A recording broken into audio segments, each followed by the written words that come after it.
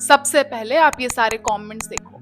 अभी भी 20 टू 25 के एज ग्रुप के बच्चों ने पूछा है स्टॉक क्या होता है, म्यूचुअल फंड होता क्या है, एज अ बिगनर इन्वेस्टमेंट करते कैसे हैं। इस वीडियो को एंड तक देखो, मैं प्रॉमिस करती हूँ by the end of this video आपके मन में कोई भी डाउट नहीं रहेगा इक्विटी को लेके।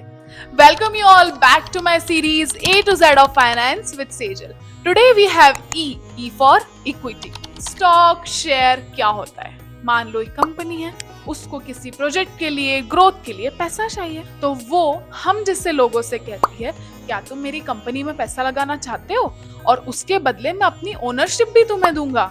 जैसे जैसे मेरी कंपनी ग्रो करेगी तुम्हारे शेयर की वैल्यू भी बढ़ेगी। शेयर खरीदा और बेचा जाता है, उसे स्टॉक मार्केट कहते हैं।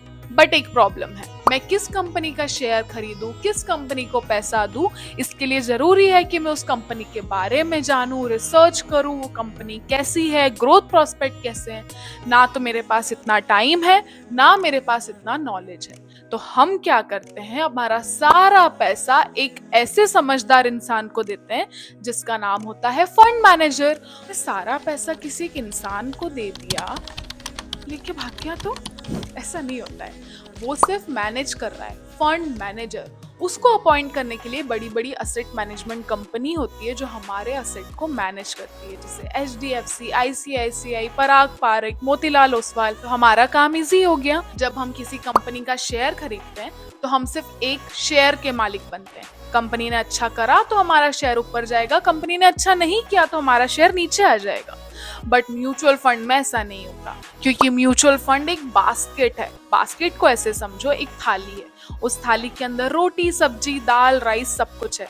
अगर सब्जी थोड़ी खराब बनी तो हम दाल से खा सकते हैं। ऐसे ही म्यूचुअल फंड काम करता है। अगर किसी एक सेक्टर ने परफॉर्म नहीं करा तो बाकी के सेक्टर उसे संभाल लेते हैं। इस प्रोसेस के थ्रू लॉन्ग रन में हमारी सेफ्टी और बढ़ जाती है और लॉस की प्रोबेबिलिटी कम हो जाती है।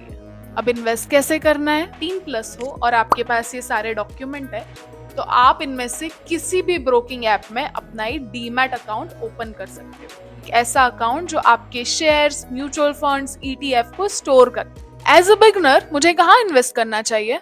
सबसे पहले शुरू करो इंडेक्स फंड से। आप 100 रुपए से SIP शुरू कर सकते हो। अगर आप अभी यंग हो, 20 टू 25 की एज में हो, आप SIP के थ्रू शुरू करो। मैं नहीं कहती SIP से आप रातों रात करोड़पति बन जाओगे, बट जो डिसिप्लिन आपकी लाइफ में आएगा वो जरूर आपको वेल्दी बनाएगा।